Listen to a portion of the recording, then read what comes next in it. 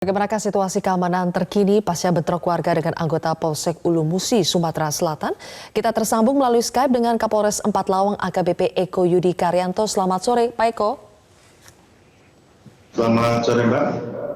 Pak Eko, apa sebetulnya motif penyerangan warga kepada anggota polisi Polsek Ulu Musi?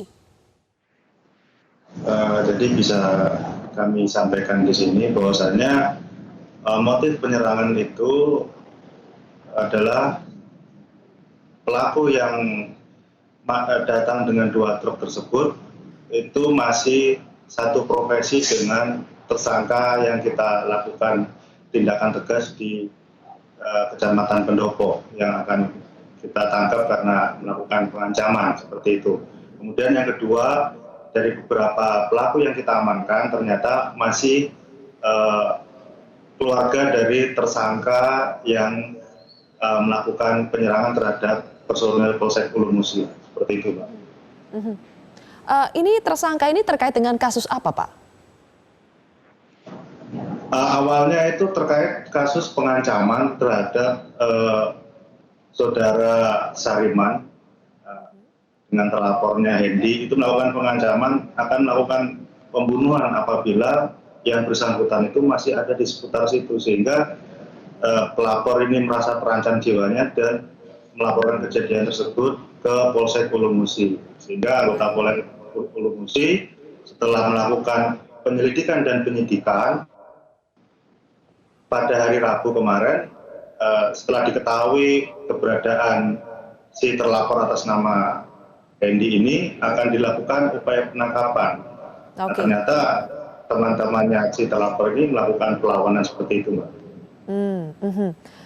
Jadi para pelaku atau warga yang bentrok dengan polisi ini adalah teman-teman dari tersangka yang sudah diamankan sebelumnya? Iya, seperti itu, Pak. Baik. Pak, bagaimana dengan kondisi polisi yang menjadi korban dalam peristiwa bentrokan ini? Jadi ada 4 personil kami yang terluka, 2 luka tusuk, antara lain Ida Arsan itu terkena tusukan di perut, kemudian Bribka Darmawan itu terkena tusukan di leher dan di lengan kiri, kemudian 2 orang lagi yang kejadian di depan Rumah Sakit Umum Tebing Tinggi itu terkena senjata api rakitan, yaitu Bribtu Teja dan Bribtu Agus itu terkena di pantat dengan di tempurung lutut dan tulang keringnya. Demikian, Pak. Kemudian untuk informasi terakhir untuk Ida Arsan kondisinya masih lemah dan masih diberikan napas bantuan terhadap yang bersangkutan, seperti itu. Dari warga informasinya juga ada 3, Pak, yang menjadi korban luka dalam peristiwa bentrokan ini. Bagaimana dengan kondisi warga yang terluka?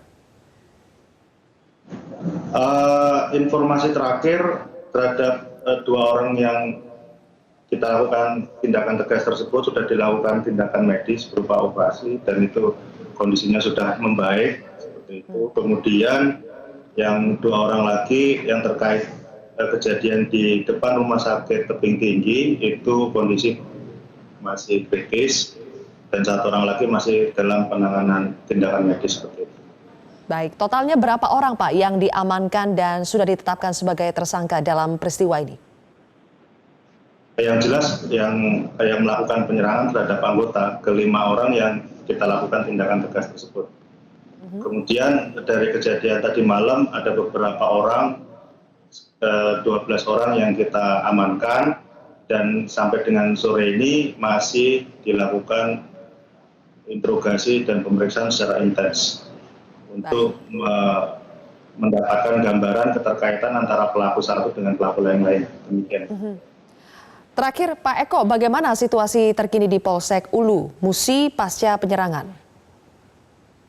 Jadi untuk di Polsek Ulu Musi sudah kita lakukan penebalan baik dari personil Brimob, termasuk dari BKO dari Polres Murah, kemudian dari Polsek Pendopo juga kita lakukan penebalan dari Brimob juga, dan di Mapolres Empat Lawang juga ada penebalan dari Brimob dan Polres Lahat dan Polres Lubuk Linggau seperti itu, Mbak.